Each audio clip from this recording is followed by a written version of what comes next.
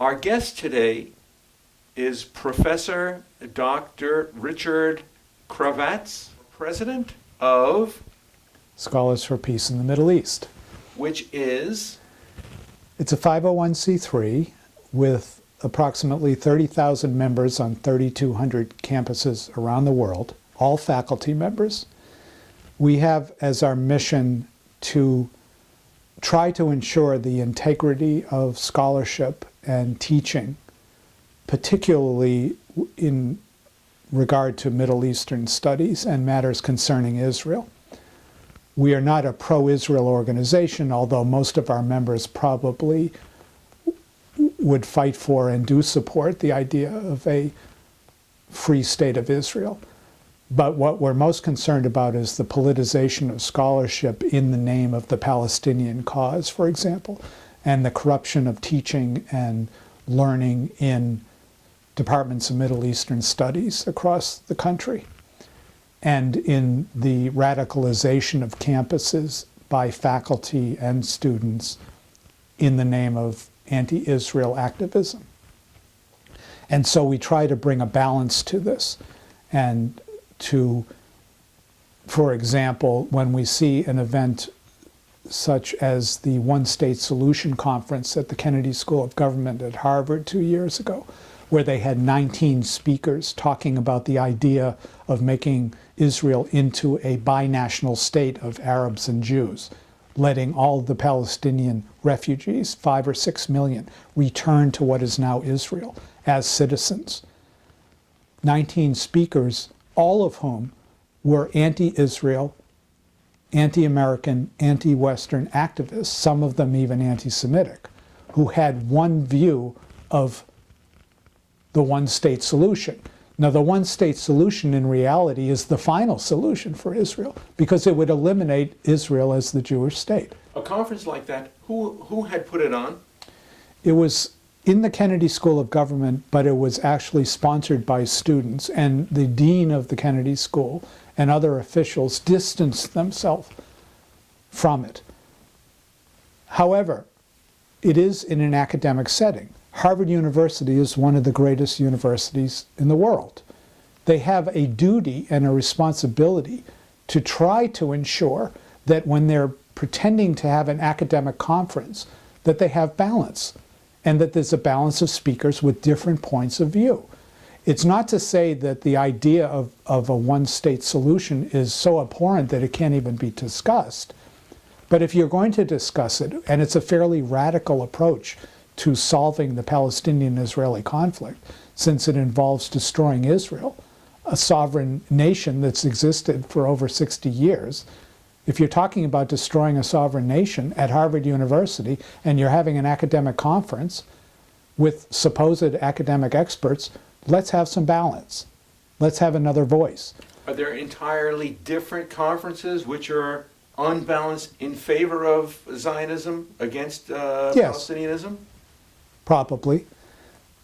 And the difficulty in creating balance is that those who put together a conference like that all believe in that concept. They don't think it's wrong. They don't even think it's an opinion. They think it's fact. So they would say to you, well, we don't want any Zionists corrupting this with their racist arguments about, 2 states or an apartheid wall. They don't even want the other side to be heard. That's the problem with ideology on either side, either on the far right or the far left.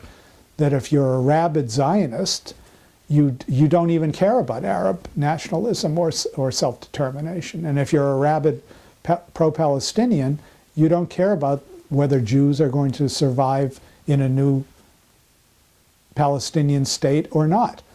So people on both extremes have a problem with being impartial. We tried to get people to have a balance of views, if possible. And as I told you in other remarks,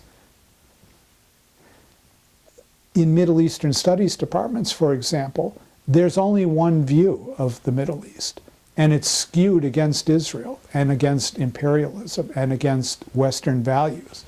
So that's a problem. But in schools like University of California at Los Angeles, there are the Middle East or the Near East Studies Department has many Jews and some Israelis as faculty. Doesn't that create a balance? No, it hasn't. First of all, there are many Jewish professors who are anti-Zionists themselves, and who Including Israelis? including Israelis. The Israeli expatriates? In Israel, the academic left is notorious for calling for boycotts of their own country. Within Israel? Within Israel. And how about here in shall we say, the Anglo, British, Australian, Canadian, and American campuses? Many Jews and Jewish professors specifically, and even Jewish studies department heads, have a jaundiced view of Israel for a number of different reasons. Some of them fear that they're going to be perceived as being too Zionist or not forgiving enough of the Palestinians, and of being racist themselves. Some of them may have doubts about the legitimacy of Israel, and even though they're Jewish, it's a strange pathology, this Jewish self-hatred, some people call it. I think you have to be a psychiatrist in some cases to determine what makes some Jews so loathing of both their own religion and the Jewish state.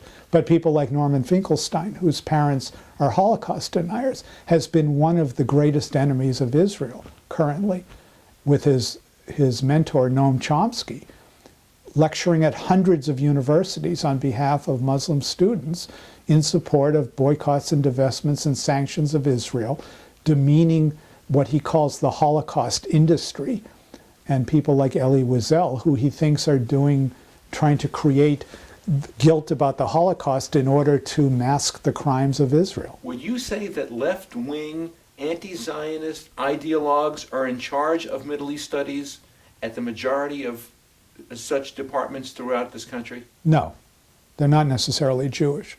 Jewish studies departments, yes, not Middle East studies. Middle East studies departments include other countries, so they have typically, since Edward Said wrote Orientalism, which said that Westerners and Caucasians and non-Middle Easterners didn't have the cultural capacity to evaluate the Middle East.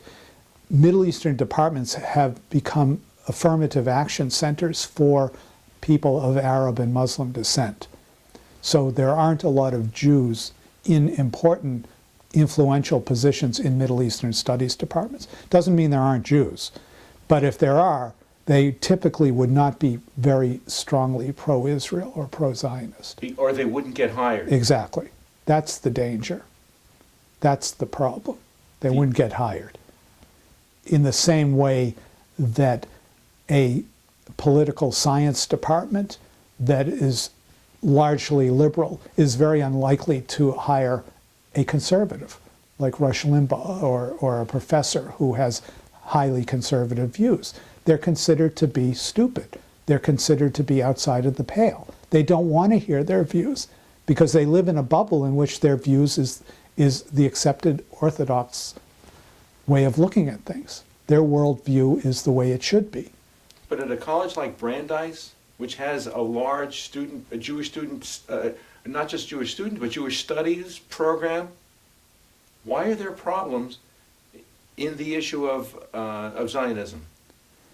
Because many Jews are ashamed of Israel, because it makes them look bad for being Jewish, and they disavow their allegiance to Israel, and or they believe in victimhood of the Palestinians. They don't perceive Israelis to be victims anymore since 1967, and their affinity is for the third world victim, who's the victim of Israeli Nazism, imperialism, or just racism, or whatever it is that they believe that Israel perpetrates on the Palestinians.